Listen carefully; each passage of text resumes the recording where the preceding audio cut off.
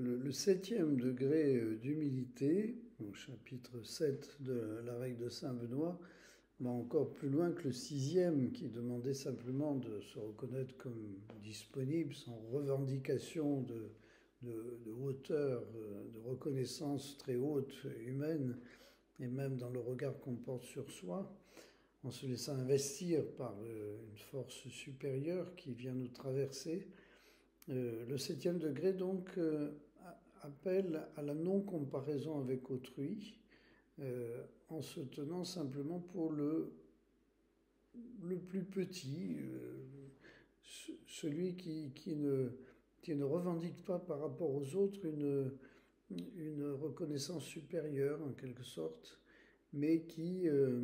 simplement en se tenant là, sans s'exalter lui-même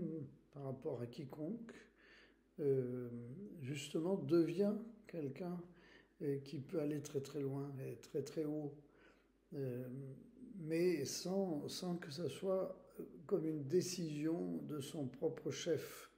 La décision de son propre chef, c'est de se tenir simplement dans cette non-comparaison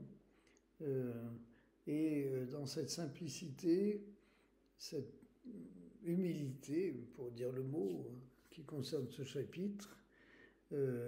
qui permet de devenir beaucoup plus grand que tout ce qu'on pourrait imaginer, mais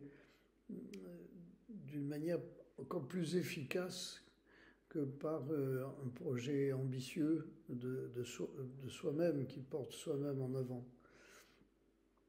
Là aussi, ça n'est pas un réflexe ordinaire, car les autres sont potentiellement des adversaires et des personnes qui peuvent être des obstacles sur notre route, et par conséquent il faut être plus fort, il faut l'emporter sur eux dans la vie ordinaire. Même si ça n'est pas tous les jours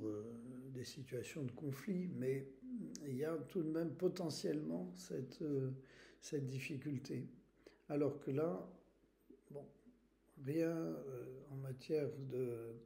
comparaison ne peut nous amener à prendre le pouvoir. Et pourtant à recevoir ce qu'il y a de plus précieux pour vivre la vie dans toute sa plénitude, dans toute son ampleur.